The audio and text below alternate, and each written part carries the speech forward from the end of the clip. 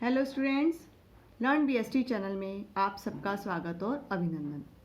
पिछली वीडियो में हमने सरकारी कंपनियां पढ़ी थी। इस वीडियो में हम सार्वजनिक क्षेत्र की बदलती भूमिका के बारे में पढ़ेंगे।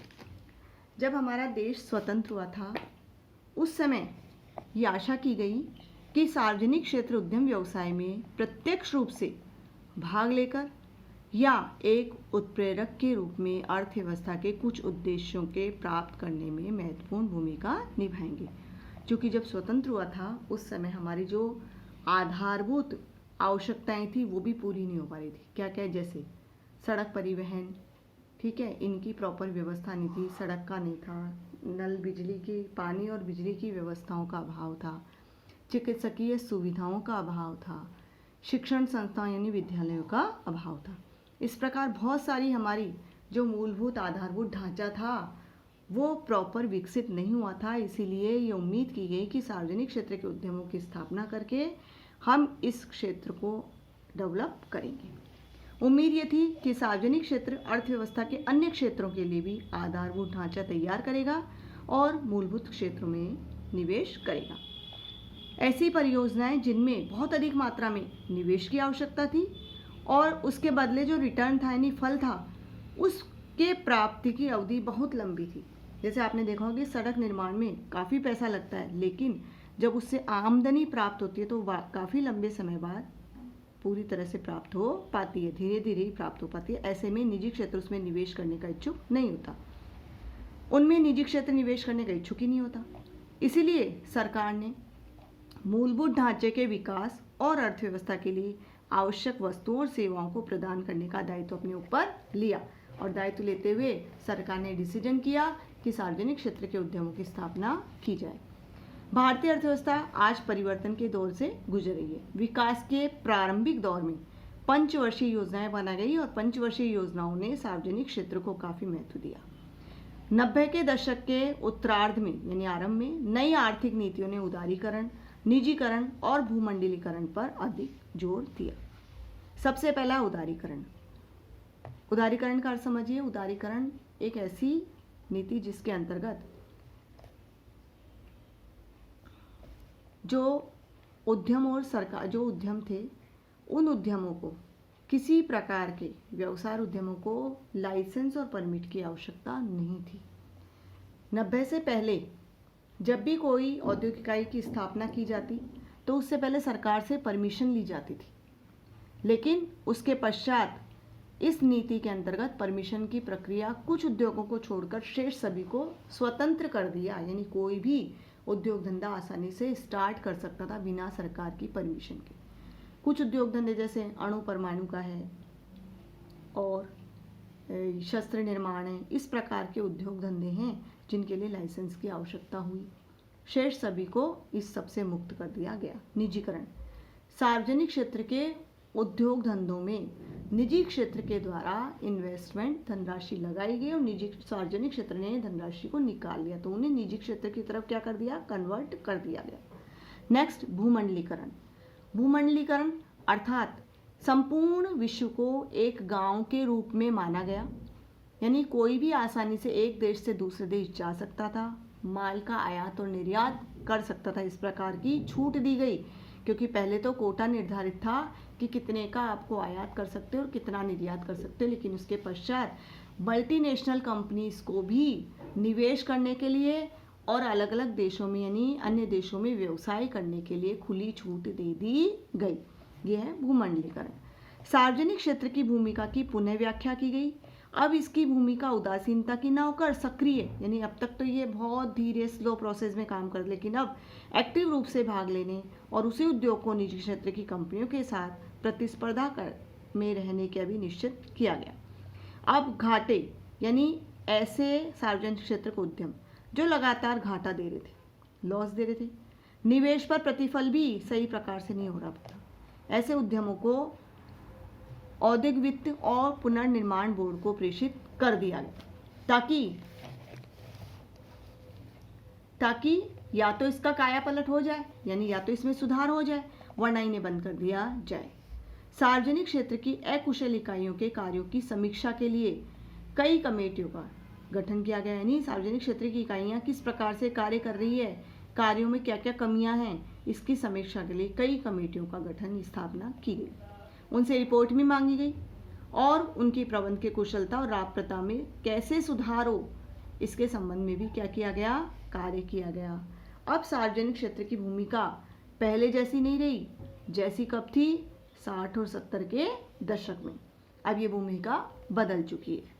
सबसे पहला है मूलभूत ढांचे का विकास, यानी सार्वजनिक क्षेत्र की बदलती भूमिका के अंदर सबसे पहला है मूलभूत ढांचे का विकास। किसी भी देश में मूलभूत ढांचे का विकास औद्योगिकरण की पूर्व शर्त है।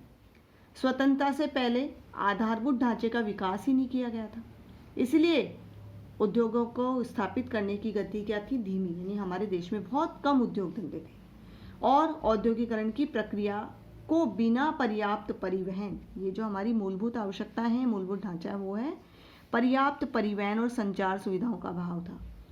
ईंधन और ऊर्जा तथा मूलभूत और भारी उद्योगों के जीवित नहीं रखा जा सकता था, यानी बिना औद्योगिकरण के इन सभी चीज़ों को जीवित रखना क्या था, मुश्किल। निजी क्षेत्र ने भारी उद्योगों में निवेश करने और किसी भी रूप में इसका विकास करने में कोई पहल नहीं की, क्योंकि प्रतिफल के रूप में जो राशि मिलती थी वो बहुत स्लो और बहुत लेट मिलती थी। उनके पास ना तो प्रशिक्षित कर्मचारी था, न ही पर्याप्त धन, यानी सार्वजनिक क्षेत्र के पास ना तो प्रशिक्षित कर्मचारी थे, न ही पर्याप्त मात्रा में धन था, जिससे वे तत्काल भारी उद्योगों की स्थापना करते और अर्थव्यवस्था की मांग को पूरा करते। जो सरकार थी वो सरकार ही थी, यानी सरकार ही थी जो भारी पूंजी, निजी क्षेत्र के पास बहुत अधिक पूंजी भी नहीं थी, न ही बहुत अधिक प्रशिक्षित कर्मचारी थे, जिससे वे बड़े बड़े उद्योगों की स्थापना कर सके, जो कि उस प्रकार की जो उस समय जो अर्थव्यवस्था थी उसकी डिमांड थी। सरकार ही थी जिनके पास अधिक मात्रा में पूंजी थी, यानी वो पूंजी जुटा सकती थी और औद्योगिक निर्माण में समन्वय भी स्थापित कर सकती थी। तकनीशियनों और कर्मचारियों को प्रशिक्षण भी कर सकती थी। रेल, सड़क, समुद्र, वायु परिवहन और सरकार का दायित्व था, यानी ये सभी जो परिवहन सुविधाएं हैं, रेल, सड़क, समुद्र और वायु, इन सब की जिम्मेदारी किसने ली, सरकार ने। इनके विस्तार का औद्योगिकरण में, यानी इन सब का विस्तार किया, जिसके कारण ही अधिक मात्रा में औद्योगिक धंधों की स्थापना हुई तथा उन्होंने भविष्य के आर्थिक विकास, यानी भविष्य में अधिक से अधिक हमारे देश का आर्थिक विकास हो, इसको भी सुनिश्चित किया। सार्वजनिक उद्यमों को कुछ ही क्षेत्रों में व्यवसाय करना था, यानी सभी क्षेत्रों में नहीं, कुछ ही क्षेत्र ऐसे थे जिनमें इनको व्यवसाय करना था और जिन क्षेत्रों में उन्हें निवेश करना था। कौन कौन सा है? सबसे पहला आधारभूत ढांचा, यानी मूल क्षेत्र के लिए आधारभूत ढांचा तैयार करना, और जब आधारभूत ढांचा तैयार किया जाएगा तो उसके लिए भारी पूंजी का निवेश करना, जटिल यानी कठिन और आधुनिक टेक्निक का यूज़ करना, बड़े और प्रभावी संगठन ढांचों जैसे स्टील संयंत्र, बिजली उत्पादन, नागरिक उड्डयन, रेल, पेट्रोलियम, राज्य व्यापार, कोयला, इन सभी की आवश्यकताएं होती है। यानी आधारभूत ढांचे को तैयार करने के लिए इन सभी की आवश्यकता होती है। नेक्स्ट, मूल क्षेत्र में निवेश करना, ऐसे जहां पर निजी क्षेत्र के उद्यम अपेक्षित दिशा में कार्य नहीं कर रहे, यानी जैसी अपेक्षा है उस अपेक्षा के तहत निजी क्षेत्र वहां पर उद्योग धंधे संचालित नहीं कर रहे हैं, जैसे रासायनिक खाद, दवा उद्योग, पेट्रो रसायन, अखबारी कागज, मध्यम और भारी अभियांत्रिकी यानी इंजीनियरिंग, इन क्षेत्रों में निजी क्षेत्र अपेक्षाकृत कम धन इन्वेस्ट करके उद्यम स्थापित कर रहे थे। सेकंड, भावी निवेश को, यानी और कहाँ कहाँ निवेश करना है उसको दिशा देना। भावी निवेश कहाँ कहाँ किया जाना, जैसे होटल परियोजना प्रबंध, सलाहकार एजेंसी, वस्त्र उद्योग, ऑटोमोबाइल आदि। इन क्षेत्रों के विकास के लिए सरकार ने कदम उठाया जिससे हमारे देश का मूलभूत ढांचे का क्या हो सके, विकास हो सके और अधिक से अधिक औद्योगिक इकाइयाँ भी संचालित की जा सके। सेकंड है क्षेत्रीय संतुलन, सभी क्षेत्रों और राज्यों का संतुलित विकास, यानी सभी क्षेत्रों में उद्योग धंधे और व्यवसाय स्थापित हो ताकि सभी क्षेत्रों की आर्थिक स्थिति और अर्थव्यवस्था में क्या हो, बराबर विकास हो। और क्षेत्रीय असमानताओं को दूर करना सरकार का दायित्व था। स्वतंत्रता से पहले अधिकांश औद्योगिक विकास कुछ क्षेत्रों तक ही थे, यानी कुछ ऐसे क्षेत्र जहां बंदरगाह स्थापित थे, ऐसे जगह पर ही औद्योगिक इकाइयां स्थापित थी। जैसे कि बंदरगाही शहर। 1951 के बाद सरकार ने अपनी पंचवर्षीय योजना में निश्चित किया कि उन क्षेत्रों पर अधिक ध्यान दिया जाएगा जो क्षेत्र पिछड़े हैं, यानी जिन क्षेत्रों में औद्योगिक धंधों का या औद्योगिक इकाइयों का विकास नहीं हो रहा, स्थापित नहीं किए जा रहे हैं, तो उनका ही विकास किया जाना चाहिए। और वहाँ सोची समझी योजना के अनुसार सार्वजनिक क्षेत्र के उद्यम स्थापित किए गए। औद्योगिक विकास को गति प्रदान करने के लिए पिछड़े क्षेत्रों में स्टील के 4 प्रमुख संयंत्र स्थापित किए गए। लोगों को रोजगार दिलाने के लिए सहायक उद्योगों को विकसित करने के लिए इन स्टील उद्योगों की स्थापना की गई और इन उद्देश्यों को बहुत सीमा तक प्राप्त भी कर लिया गया, लेकिन फिर भी बहुत कुछ उन्हें प्राप्त करना बाकी था। योजनाबद्ध विकास का एक प्रमुख उद्देश्य था कि पिछड़े क्षेत्रों का विकास करना ताकि देश का संतुलित क्षेत्रीय विकास हो सके। नेक्स्ट है बड़े पैमाने के लाभ, यानी जिन क्षेत्रों में अधिक मात्रा में पूंजी लगाकर बड़े पैमाने के उद्योगों की आवश्यकता होती, वहां बड़े पैमाने के लाभों को प्राप्त करने के लिए सार्वजनिक क्षेत्र आगे आया। कौन कौन से हैं आपको पता है कि बिजली संयंत्र है जहाँ बहुत अधिक मात्रा में पैसा लगता है, तो बिजली संयंत्र है, प्राकृतिक गैस, पेट्रोलियम और टेलीफोन उद्योग, ये ऐसे हैं जहाँ अधिक मात्रा में पूंजी की आवश्यकता होती है और बड़े पैमाने पर उद्योग धंधे स्थापित करने होते हैं।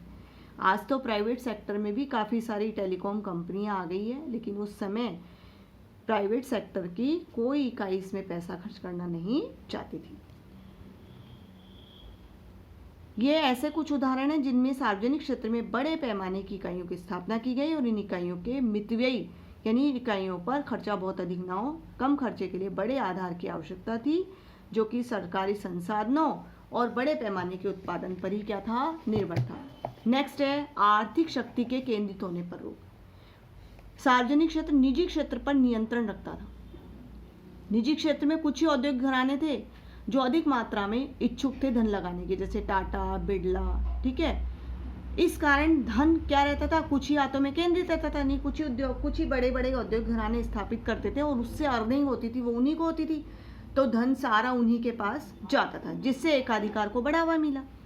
इससे आय की भी असमानता हुई, यानी आय सभी को होनी चाहिए, लेकिन कुछ विशेष क्षेत्र थे जिन्हें ही आय अधिक मात्रा में हो रही थी, जो कि समाज के हित के लिए अच्छी नहीं थी।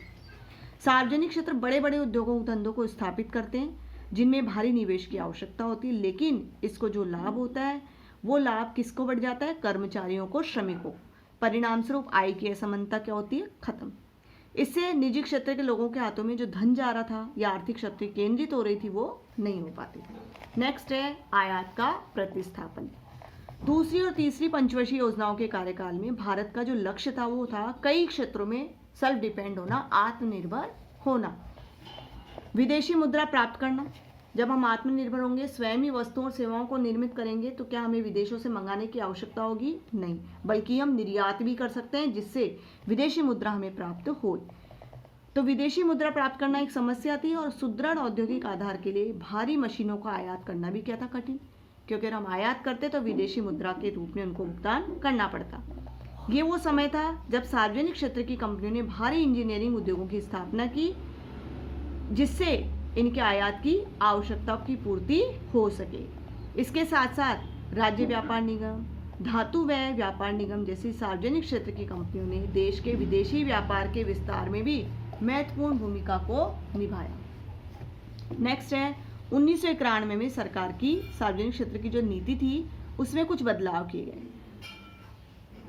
क्या क्या प्रमुख सुधार किए गए। नंबर 1, क्षमता की संभावना वाले सार्वजनिक क्षेत्र के उपक्रमों को पुनर्गठित व पुनर्जीवित करना, यानी ऐसे सार्वजनिक क्षेत्र के उपक्रम, पब्लिक सेक्टर यूनिट्स, जिनमें अगर पैसा लगाया जाए या जिसमें टेक्नोलॉजी का सुधार किया जाए, जिनमें कर्मचारी को प्रशिक्षित किया जाए, तो वो अधिक से अधिक क्या दे सकते हैं, लाभ, क्योंकि उनकी कैपेसिटी लाभ प्रदान करने की थी। जिन पीएसयू को पुनर्जीवित नहीं, यानी जिन सार्वजनिक क्षेत्र के उपक्रमों को पुनर्जीवित नहीं कर सकता, उनको बंद कर देना। तीसरा, यदि आवश्यकता हो तो महत्वपूर्ण नहीं बल्कि गैर महत्वपूर्ण पब्लिक सेक्टर यूनिट्स में सरकार के समता अंशों को जो 26% या उससे कम लाना, एवं कर्मचारियों के हितों का पूर्ण संरक्षण करना। यानी सार्वजनिक क्षेत्र में जो गैर महत्वपूर्ण इकाइयां थी, उन इकाइयों में जो सरकार का अंश था यानी सरकार की पूंजी थी, उसको या तो 26% या उससे भी कम कर देना और उसमें किसका निवेश करवाना, निजी क्षेत्र का। साथ ही कर्मचारियों के हितों को पूर्ण संरक्षण, यानी कर्मचारियों को भी लाभ का हिस्सा मिले, ठीक है, उनकी नौकरियां स्थायी रहे, इस प्रकार का उनके हितों को संरक्षण प्रदान करना। सार्वजनिक क्षेत्र के लिए आरक्षित उद्योगों की संख्या जो 17 थी उसको घटाकर 8 कर दिया और उसके बाद उनको कर दिया 3। यानी उस समय बहुत अधिक मात्रा में सार्वजनिक क्षेत्र के उद्यम थे जिनकी संख्या धीरे धीरे घटा दी गई 1991 की नई औद्योगिक नीति के तहत।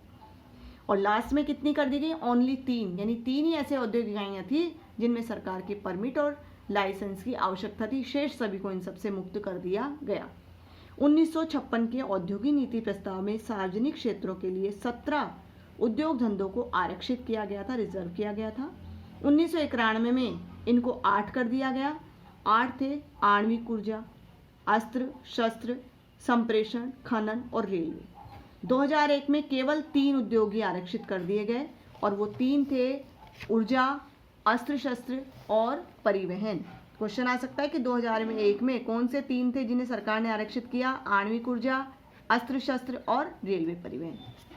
आज भी आपने देखा होगा कि रेलवे का निजी सेक्टर नहीं है बल्कि पब्लिक सेक्टर में यानी सार्वजनिक क्षेत्र में वो कार्य करती है। इसका अर्थ है कि निजी क्षेत्र इन 3 को छोड़कर शेष सभी में व्यवसाय कर सकती है और सार्वजनिक क्षेत्र को उनकी प्रतियोगिता में व्यवसाय करना होगा। नेक्स्ट है सार्वजनिक क्षेत्र की चुनिंदा व्यावसायिक इकाइयों के अंशों का विनिवेश। यानी सार्वजनिक क्षेत्र की चुनिंदा ऐसी व्यावसायिक इकाइयाँ जिसमें सरकार ने पैसा लगा रखा था, उसमें किसको, निजी क्षेत्र को आमंत्रित करके पैसा लगवाना। विनिवेश में सार्वजनिक क्षेत्र की इकाइयों के समता अंशों को निजी क्षेत्र की इकाइयों और जनता को बेचा जाता है। यानी सार्वजनिक क्षेत्र में जो अंशों के माध्यम से पैसा सरकार द्वारा लगाया गया, उस पैसे को सरकार ने निकाल कर बल्कि उससे उन अंशों को खरीदने के लिए किसको आमंत्रित किया, निजी क्षेत्र को और जनता को। इनका उद्देश्य किन इकाइयों के लिए संसाधन जुटाना, क्योंकि निजी क्षेत्र में अगर इसको कन्वर्ट कर देते हैं तो निजी क्षेत्र अधिक से अधिक संसाधन जुटाती है, और आम जनता और कर्मचारियों की भागीदारी को भी व्यापक बनाना। सरकार ने औद्योगिक क्षेत्र में अपने आप को अलग करने और सभी उपक्रमों में से अपनी समता अंश पूंजी को कम करने का निर्णय लिया और उसमें किसकी अंश पूंजी को आमंत्रित किया, जनता और निजी क्षेत्र को। आशा ये की गई कि इससे प्रबंध में भी सुधार होगा और साथ ही साथ वित्तीय अनुशासन भी आएगा, यानी धनराशि किस प्रकार सही जगह खर्च की जाए इस प्रकार का अनुशासन भी आएगा। सार्वजनिक क्षेत्र के उपक्रमों के निजीकरण के प्राथमिकता के क्यों उद्देश्य, यानी ऐसे कौन कौन से उद्देश्य थे जिनके कारण उन्होंने सोचा कि इसको निजी क्षेत्र में ट्रांसफर कर देना चाहिए। सबसे पहले ऐसे उपक्रम जिनका रणनीतिक महत्व नहीं है, जिनमें अटकी सार्वजनिक पूंजी की बड़ी राशि को बाहर लाना ताकि उन्हें सामाजिक प्राथमिकता वाले क्षेत्रों में लगाया जा सके। यानी ऐसी धनराशि को निकालना जो कोई विशेष महत्व के उद्योग धंधे नहीं थे और उस राशि को कहाँ लगाना, सामाजिक प्राथमिकता वाले क्षेत्रों में लगाना। सामाजिक प्राथमिकता वाले क्षेत्र जैसे मूलभूत स्वास्थ्य सेवाएं, परिवार कल्याण, प्राथमिक शिक्षा, उस समय स्कूल भी नहीं थे, सरकारी स्कूलों का भी अभाव था, प्राइवेट स्कूलों का भी अभाव था, साथ में आपने देखा होगा कि हॉस्पिटल्स का भी अभाव था, तो ऐसी स्थिति में उनमें पैसा लगाना। नेक्स्ट, सार्वजनिक ऋण की भारी राशि, यानी सार्वजनिक ऋण की जो राशि थी उस पर ब्याज अधिक लग रहा था तो उस ब्याज के भार को भी कम करना। वाणिज्यिक जोखिमों को, यानी व्यवसाय और व्यापार में जो भी जोखिम होती है, हानि होती है, विभिन्न प्रकार की जोखिमें होती है, उन जोखिमों को ट्रांसफर कर देना किसको, प्राइवेट सेक्टर को, ताकि जो भी कोष सरकार के थे उनका अधिक से अधिक बड़ी परियोजनाओं में, उपयोगी परियोजनाओं में इन्वेस्ट किया जा सके। इन इकाइयों को सरकारी नियंत्रण से मुक्त करना और निगमित, यानी जो भी संगठन उसको चलाएगा वही उसको अपने नियम और कानून के अनुसार संचालित करे। जिन क्षेत्रों में अब तक सार्वजनिक क्षेत्र का क्या था, एकाधिकार, मोनोपोली थी कि वही उनको चला सकते थे, उसे प्राइवेट सेक्टर में कन्वर्ट कर देना। जैसे टेली संप्रेषण, उपभोक्ताओं को अधिक चयन की सुविधा, कम मूल्य, अधिक श्रेष्ठ गुणवत्ता वाले उत्पाद और सेवा, इन सब का उनको क्या मिल सके, लाभ प्राप्त हो सके। आज आपने देखा होगा टेली की या टेली संप्रेषण की बहुत सारी सेवाएं आपको प्राप्त हो रही है। BSNL के अलावा वोडाफोन है, ठीक है, और रिलायंस है, जियो है, तो इन सब से ग्राहकों को क्या मिल रहा है? बेनिफिट, क्योंकि जो भी सुविधा ग्राहकों को सस्ती लगती है, अधिक बेनिफिट्स दे रही है, उसी में वो इन्वेस्ट करते हैं, वही सुविधा है वो ले रहे हैं। बीमार इकाइयों को निजी क्षेत्र के लिए एक समान नीति, यानी ऐसी इकाइयाँ जो बीमार हैं जिनको वापस गठन कर दिया जाए तो भी उनमें क्या होगा? लाभ नहीं होगा, तो ऐसी इकाइयों को बंद कर देना। और ऐसी इकाइयाँ जिनमें अगर कुछ पैसा लगा दिया जाए, कर्मचारियों को प्रशिक्षित कर दिया जाए, तो ऐसी स्थिति में उनमें लाभ प्राप्त हो सकता है, तो उन्हें सक्रिय करना। सभी सार्वजनिक क्षेत्र की बीमार इकाइयों को किसे सौंप दिया गया? औद्योगिक और वित्त पुनर्निर्माण बोर्ड को, ताकि वो डिसीजन ले सके कि किसको तो बंद किया जाए और किसको वापस स्थापित किया जाए। कुछ मामलों में तो ऐसी इकाइयों को पुनः सक्रिय करने और पुनर्स्थापना की योजना का पुनरावलोकन किया, तो कुछ को बंद करने का डिसीजन ले लिया गया। कर्मचारियों में इन इकाइयों को बंद करने के लिए विरोध हुआ, क्योंकि जब वो बंद हो जाएगी तो उन्हें रोजगार प्राप्त होगा ही नहीं। तो ऐसे में सरकार ने नवीनीकरण कोष का गठन किया, जिसका उद्देश्य था कि जो भी सेवानिवृत्त हो रहे हैं कर्मचारी, उन्हें दोबारा रख लिया जाए, और जो स्वेच्छा से जाना चाहता है यानी वीआरएस लेना चाहता है, उसे एक क्षतिपूर्ति कर भुगतान कर दिया जाए। नेक्स्ट है समझौता विवरणिका। समझौता विवरणिका के माध्यम से निष्पादन यानी जो भी कार्य किया जाए उसमें सुधार किया जाए, जिसके अनुसार अधिक से अधिक प्रबंधन स्वतंत्र रूप से किया जाए, किसी प्रकार की बाउंडेशन ना हो। साथ ही जो परिणाम प्राप्त होने चाहिए वो निर्धारित परिणामों के लिए उनको उत्तरदायी भी ठहराया जाए। इस प्रणाली के अंतर्गत सार्वजनिक क्षेत्र इकाइयों के स्पष्ट निर्देश निर्धारित किए कि उन्हें क्या क्या करना है, किस प्रकार से क्या क्या लक्ष्य प्राप्त करना है। उन लक्ष्यों को प्राप्त करने के लिए उन्हें फुल फ्रीडम यानी पूरी स्वतंत्रता यानी ऑटोनॉमी प्रदान कर दी गई। ये ज्ञापन किसी भी सार्वजनिक क्षेत्र की विशेष इकाई या उसके प्रशासनिक मंत्रालय के पास आपसी उनके जो संबंध है या उनका जो ऑटोनॉमी है उसके अनुसार बताया गया, परिभाषित किया गया। ओके स्टूडेंट्स, इस वीडियो को ध्यान से देखिए, समझिए और बुक से भी एक बार पढ़िए। नेक्स्ट वीडियो में हम मिलेंगे भूमंडलीय उपक्रम। यदि आपको मेरी वीडियो पसंद आई है, सब्सक्राइब कीजिए, लाइक कीजिए और अपने फ्रेंड्स में शेयर कीजिए। Okay, thanks.